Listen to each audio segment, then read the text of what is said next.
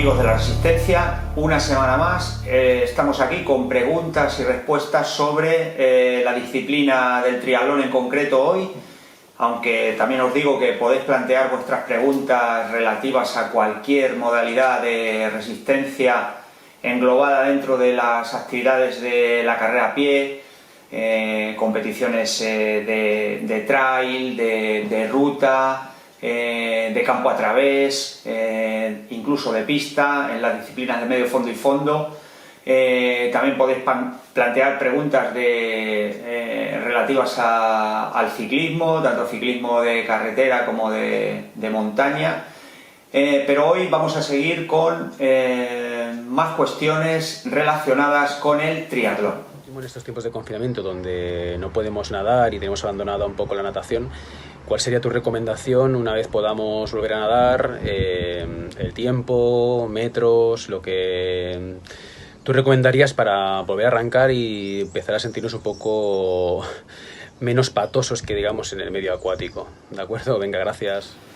Bien, Juan, bien es verdad que hemos estado unos 2 meses aproximadamente sin tocar agua. Algunos ya han iniciado su trabajo en la piscina, en aguas abiertas. Sabemos que las piscinas están cerradas y no sabemos tampoco cuándo podrán estar disponibles. Así que de momento nos vamos a centrar en la natación en aguas abiertas. Sobre todo los que viven en la costa, pues lo tienen mucho más fácil que los que viven en el interior y tienen que buscar un pantano, un embalse cerca, ¿no? Pero sí que tenemos ya la realidad de que hay gente que puede ya empezar a realizar sus entrenamientos de natación en aguas abiertas. Y lo que planteas de cómo empezar, bueno, pues vamos a dar una serie de pautas. Vamos a empezar siempre, sobre todo en la primera semana, con nado ligero. Y el nado ligero que es traducido al lenguaje coloquial, es el nado suave. Vamos a hablar de 3 grandes áreas de la intensidad en el entrenamiento de natación para triatlón, que sería el aeróbico ligero, el aeróbico medio y el aeróbico intenso. Bien, el aeróbico ligero, que sería el nado de capacidad aeróbica. Vamos a empezar con esta intensidad, que es un nado suave. Vamos a ir intentando recuperar las sensaciones en el agua. Muchos decimos que la natación es todo sensaciones. Las sensaciones son fundamentales en el agua, porque es un medio, digamos que es hostil, o que no es un medio muy habitual del ser humano, o no es el medio habitual del ser humano, y por tanto es mucho más difícil recuperar las sensaciones en el agua que en el caso de los triatletas en la bici o en la carrera a pie.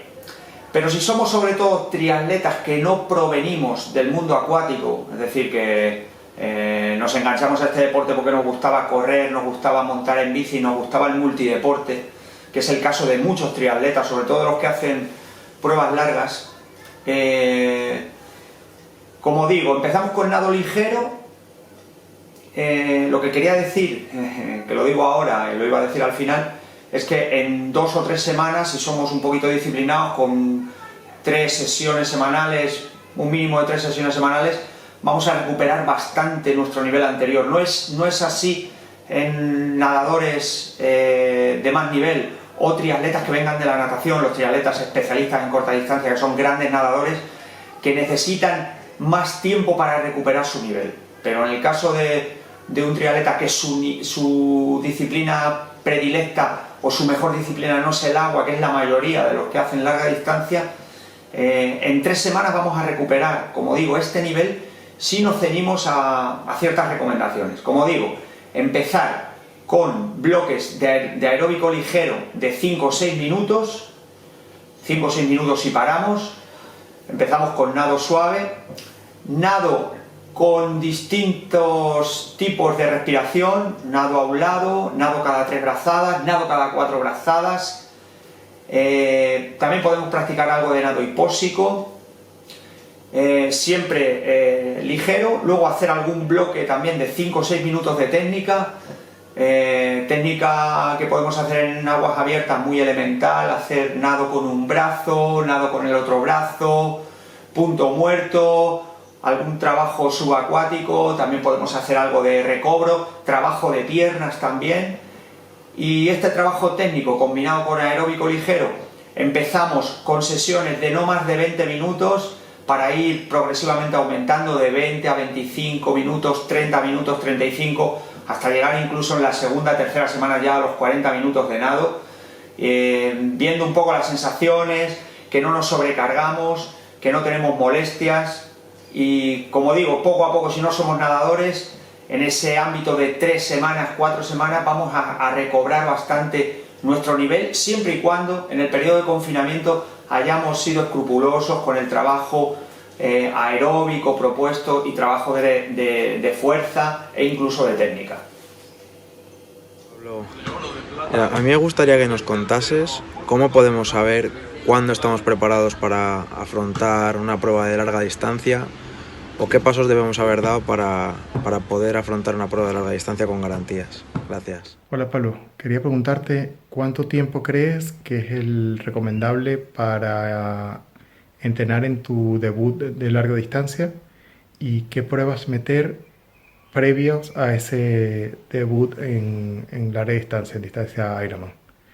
Muchas gracias. Bueno, Álvaro y Luismi, voy a intentar responderos de la manera más completa y concisa posible.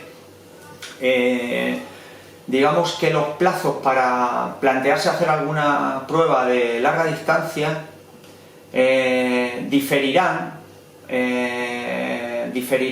en lo relativo a la extracción del deportista. Es decir, si ese deportista es una persona que parte de cero y se inicia en el triatlón con ninguna o muy escasa experiencia en deporte de resistencia, también diferirá en el caso de que sea un deportista con un amplio bagaje en el mundo de la resistencia pero que no practicaba triatlón. Y luego también habría que diferenciar lo que es simplemente el reto o el objetivo de terminar una prueba de larga distancia o planteársela como un verdadero reto competitivo. Es decir, habría que diferenciar entre los triatletas, en este caso amateur o recreacionales, y aquellos que tienen un objetivo más competitivo o más profesional, entre comillas, ¿no? Aunque no lleguen a ser profesionales, evidentemente. Bien, en el caso de una persona que se inicie en este deporte, estaríamos hablando de un primer año de entrenamientos sistemáticos. Es decir, no vale, entreno una semana, 3 días, luego estoy 2 semanas sin entrenar, luego otra semana entreno un par de días, a la siguiente semana entreno 5 y luego estoy 2 semanas sin entrenar. Es decir, no estoy hablando de este tipo de deportista un poco indisciplinado, si queréis, ¿no? O bueno, un deportista vivencial o recreacional. Estoy hablando de un deportista que se plantee el triatlón como algo sistemático. El primer año, como digo, sería un año de descubrimiento del deporte, y en este año de descubrimiento del deporte, de familiarización con las disciplinas del triatlón, con los segmentos del triatlón, podríamos ya competir en alguna prueba, sobre todo de distancia sprint, para familiarizarnos con los segmentos, con las transiciones, con los cambios, con la dinámica del deporte. Eso en el primer año. En el segundo año seguimos en esta dinámica, pero podemos incorporar ya alguna prueba, a lo mejor de media distancia, en el caso de que sea una persona que esté realmente convencida que quiere hacer media o larga distancia. Entonces podríamos ya, en función del nivel de entrenamiento y de las apetencias, o incluso de los test o de controles que vayamos haciendo, podríamos incorporar alguna prueba de media distancia. En el tercer año ya nos consolidaríamos ya en lo que es la media distancia, haciendo un mínimo de 2 o 3 pruebas de media distancia, y en un cuarto año ya podríamos plantearnos seguir compitiendo media distancia, pero plantearnos un objetivo de larga distancia, una prueba de distancia Ironman en algún momento de la temporada. Esto sería, digamos, el calendario lo más veloz o lo más rápido que nos podríamos plantear en nuestra llegada a la larga distancia si partimos de cero. Si somos un deportista, tenemos ese bagaje de resistencia durante muchos años, imaginemos un ciclista que ha estado compitiendo a nivel amateur o incluso profesional durante los últimos 15 años de su vida, que su nivel de adaptaciones y su nivel de resistencia y de fuerza y de capacidad, de sufrimiento, de mentalidad, la tiene adquirida. Bien, pues yo diría que podríamos estar un año de familiarización con este deporte y luego ya podríamos intentar, a lo mejor, abordar una prueba de larga distancia, en este caso concreto. Y luego, por último, esa persona que tiene unos objetivos competitivos, imaginaros un chico con 20, 22 años que está a un nivel alto competitivo en el triatlón, podríamos dilatar 6, 8, 10 años su debut en larga distancia intentando quemar las etapas previas en su formación deportiva. Luego, por último, Luismi me dice que en ese proceso de entrenamiento ya para tu prueba de larga distancia, ¿qué competiciones sería deseable incluir en ese proceso final para el entrenamiento de esa prueba? Bien, habría muchas maneras de abordarlo. Yo voy a hablar solamente de una, que es la que realmente a mí más me gusta, y es, imaginaros, estamos entrenando para una prueba de larga distancia, una prueba de distancia Ironman que se celebra en octubre, y durante el verano estamos compitiendo, haciendo los entrenamientos que nos corresponden, y yo diría que entre 14 y 10 semanas previas a la competición podemos meter una prueba de media distancia para ir viendo un poco cómo va la preparación e ir modulando nuestro entrenamiento para la prueba que más nos interesa. Y yo hablaría de que durante las últimas 9 semanas, 8 o 9 semanas antes de la competición, lo importante es ceñirse o centrarse en los entrenamientos de desarrollo para la prueba de larga distancia, olvidándonos de competir. Así realmente nos centramos en los que nos tenemos que centrar, en los contenidos reales para esta prueba de larga distancia, y evitamos parones en el entrenamiento, sobrecargas innecesarias o incluso estímulos que poco tienen que ver con los estímulos que buscamos en la prueba que hemos elegido para competir, esa prueba de larga distancia. ¿Cómo estás? Te quería preguntar cuál es tu filosofía para distribuir durante la preparación las 3 disciplinas del triatlón, en este caso la larga distancia, como puede ser un Ironman, en meses, ¿cómo lo distribuirías? Hola Juan, de nuevo. Paso a responderte ahora a esta otra cuestión que me haces. Bueno, hablando de esto, hace recientemente poco publiqué en mi blog un artículo que venía a hablar un poco sobre todo esto, ¿no? Ese artículo se titula La regla de los 4 bricks, de los 12 bricks, mejor dicho. 12 bricks porque estamos hablando de 4 sesiones por cada segmento o cada disciplina del triatlón para conseguir un mínimo de adaptaciones, o unas adaptaciones lo suficientemente fundamentadas como para permitirnos progresar, mejorar y alcanzar nuestro mejor rendimiento. Bien, el triatlón es un deporte en realidad, no es la suma de 3 deportes, aunque en algunas etapas pretéritas, en tiempos pasados, había algunas corrientes que abogaban por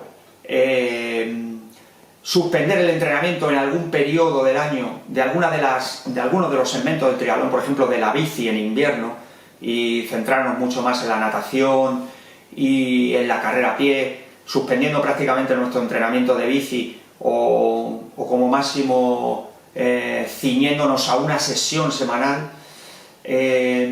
Yo nunca estuve de acuerdo con esta corriente porque las adaptaciones que necesitas solo para mantener el nivel, en este caso en el ciclismo, te obligan a realizar un mínimo de 3 sesiones, 3, incluso mejor 4 sesiones semanales. Entonces, mi idea básica es que tenemos que mantener un nivel de regularidad en el entrenamiento de los segmentos del triatlón durante todo el año. Lo que sí que va a cambiar van a ser los contenidos, es decir, más volumen de determinado segmento o más volumen de un segmento en concreto dependiendo del periodo, una preponderancia de un segmento frente a otro y, como digo, un mínimo para mí de 3 sesiones semanales por segmento. De lo que sí que podemos hablar es que, por ejemplo, en el primer periodo de la preparación podemos hacer mucho más énfasis en la natación. Por ejemplo, quitar alguna sesión de ciclismo para añadir alguna sesión más de natación y hacer un bloque de entrenamiento más denso del segmento de natación. En una segunda parte de la temporada, estoy hablando de pruebas de larga distancia, sobre todo, que era la pregunta que me hacía Juan.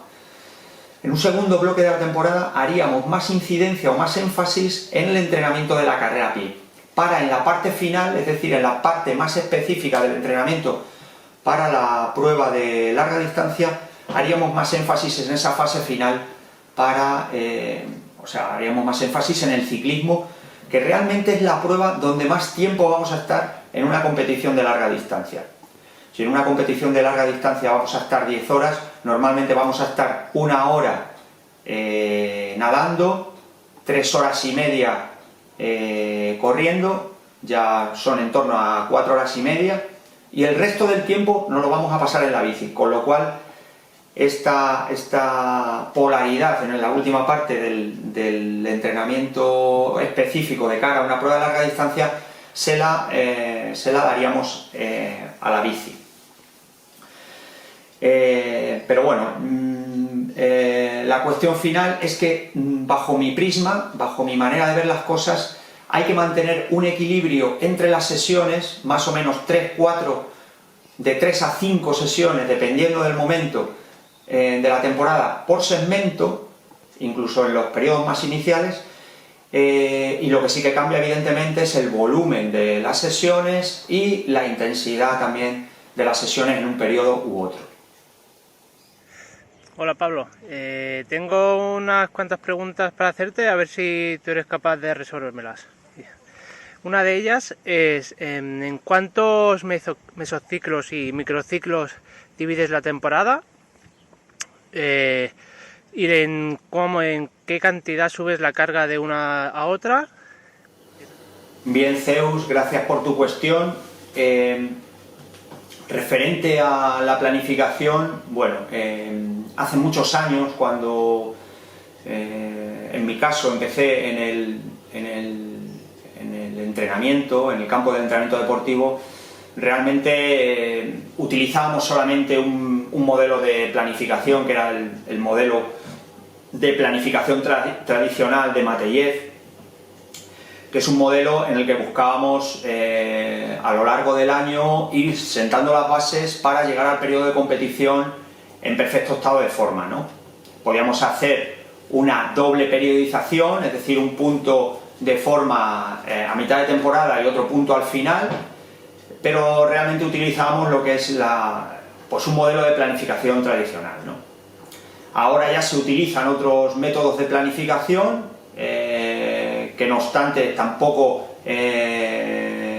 tampoco eliminan la posibilidad de que podamos planificar de manera tradicional. De hecho, muchos deportistas con un alto nivel de rendimiento emplean este método y se emplea en algunos sectores de la población deportiva. Es mucho mejor utilizar este modelo de planificación que otros modelos que ahora veremos, ¿no? Como digo, al principio, en mis inicios como entrenador, hace más de 30 años, teníamos esta posibilidad. La investigación a nivel deportivo nos facilitaba el acceso a esta información y digamos que a mediados de los 80, finales de los 80, en Italia sobre todo se empezaron a utilizar otros modelos de planificación inversa que se hacían sobre todo en deportistas de pruebas de larga duración como maratonianos o ciclistas que empezaban a utilizar una planificación inversa utilizando métodos más dinámicos, más intensos en la primera parte de la temporada, dejando los medios más específicos o de resistencia pura, de capacidad y de resistencia pura para el final de la preparación, porque eran los más específicos de sus pruebas. Ya en aquellos años yo utilizaba esos modelos de planificación que luego posteriormente ya se popularizó más bajo el nombre de planificación inversa, pero digamos que en aquella época ni siquiera se contemplaba en casi ninguna modalidad deportiva. Bien, a lo largo de los años también, y gracias a un poco la experiencia y el entendimiento, el sentido común, que digamos que te va llegando más, porque en las primeras etapas de la vida, en este caso de la vida profesional, cuando eres más joven, digamos que eres más rígido, más esquemático, ¿no? Y como digo, a lo largo de la vida, y cuando la vida va avanzando, te vas dando cuenta que independientemente de la planificación, esa planificación exacta, rígida o esquemática que puedes ir haciendo, hay otros aspectos que son importantes. Y entonces tenemos ejemplos de los que también hablo en la última entrada de mi blog, ejemplos de entrenadores que bueno, son simplemente ejemplos porque hay muchos casos, ¿no? Pero entrenadores que desprecian un poco la planificación o que dicen que la planificación es una falacia, y entre ellos tenemos a entrenadores de campeones olímpicos, de vencedores del Ironman de Hawái, de deportistas de máximo nivel mundial, ¿no? Yo creo que en cierta manera esto es una respuesta un tanto displicente, no es una respuesta exacta, porque yo creo que todos los entrenadores utilizan algún modelo de planificación. Pero bueno, dicho todo esto y hecha esta entrada tan larga, que me he tomado la licencia de tomar, diré que básicamente yo utilizo, dependiendo de los deportistas, 3 modelos de planificación. Está la planificación tradicional, que emplearía con deportistas con menos bagaje, es decir, con menos fundamentos. En la planificación tradicional, paulatinamente se van abordando los medios más generales a los más específicos, y subdividiríamos la temporada en 3, 4 o 5 grandes macrociclos, que serían el periodo preparatorio 1 o el macrociclo preparatorio 1, el macrociclo preparatorio 2, luego pasaríamos a un macrociclo de trabajo específico y luego un gran macrociclo de competición, que en triatlón podría ser primer macrociclo durante los meses de octubre, noviembre, diciembre, incluso enero o mitad de enero. El periodo preparatorio 2 sería de mitad de enero, febrero, marzo. El específico sería abril, mayo. Y el periodo de competición, en el cual intentaríamos mantener un estado de forma semiestable durante todo este periodo, pues serían los meses de junio, julio, agosto, incluso septiembre. Incluso dentro de ese gran macrociclo de competición en el que vamos a intentar mantener un estado de forma semiestable, podemos incluir algún mesociclo, que es, por ejemplo, un mes, 3, 4 microciclos, cada microciclo sería una semana, en mi modo de trabajar. Podemos incluir un mesociclo en el cual recuperemos parte de los contenidos de los periodos preparatorios para, digamos, refrescar un poco, ¿no? Eso sería a grandes rasgos un modelo de planificación tradicional. Y luego tenemos el modelo de planificación inversa, en el cual pues sobre todo con deportistas que ya tienen más experiencia y ya tienen bastantes años de trabajo, modificamos los estímulos y pasamos de los más específicos, que serían en un deportista de larga distancia, los estímulos hasta el umbral y por debajo del umbral, es decir, las zonas de tempo, las zonas inmediatamente inferiores al umbral, incluso las zonas de capacidad, que vamos a dilatar bastante nuestro entrenamiento para conseguir adaptaciones para esas pruebas largas.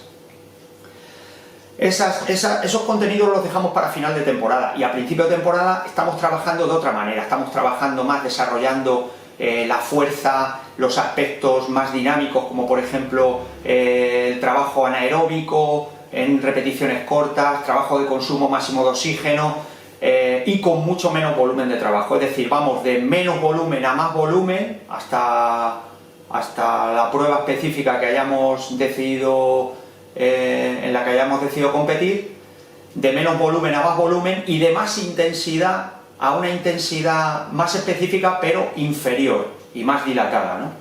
Esto sería a grandes rasgos lo que sería la planificación inversa. Y luego por último hablaría de un modelo de planificación que sí que se suele emplear sobre todo también con deportistas ya de experiencia, y en modalidades en las cuales la competición esté presente durante todo el año. Os voy a poner un ejemplo: los triatletas profesionales que estaban compitiendo hasta hace poco con la realidad de que tenían 4 Ironman al año, 4 o 5 Ironman al año, utilizaban o tendían a utilizar este modelo de planificación del que os voy a hablar ahora, que sería el modelo de planificación contemporánea, o ATR, que viene de las iniciales de acumulación, transformación, realización. Es decir, podemos utilizar mesociclos o incluso microciclos de acumulación, que son de volumen, es decir, trabajamos durante 2 o 3 semanas volumen. Luego pasamos a una fase específica, que durante 2 o 3 semanas también trabajamos de esa manera, con los contenidos más específicos de la competición, y una última parte de realización que sería la puesta a punto final para la competición. Os pongo un ejemplo. Un atleta, por ejemplo, que compita o que compitiera en su momento en el Ironman profesional, que compitiera en Lanzarote, en el Ironman de Lanzarote, bueno, digo profesional, pero podría ser también un triatleta aficionado, ¿no? Que con bastante experiencia, y que nos planteáramos competir en el Ironman de Lanzarote y luego 2 meses después en el Ironman de Frankfurt. Bien, pues después de una recuperación, después del Ironman de Lanzarote de 1 semana o 10 días, empezamos con una fase de baja intensidad de acumulación durante unas 2 o 3 semanas, luego pasamos a una parte más específica de otras 2 o 3 semanas en las cuales trabajamos los contenidos más cualitativos de cara a la competición de este Ironman, y luego una última fase de 2 semanas, por ejemplo, para hacer la puesta a punto para el Ironman de Frankfurt. Eso sería un modelo de planificación contemporánea ATR, es decir, con muchas competiciones importantes sucesivas. Y esto es a grandes rasgos lo que serían los modelos de planificación más utilizados, que yo también utilizo, pero siempre hablando de estos modelos de planificación, yo pondría, digamos, la coletilla de que la adaptación muchas veces es la mejor planificación, y que hay que ir cambiando cosas continuamente para conseguir el mejor resultado y los mejores objetivos.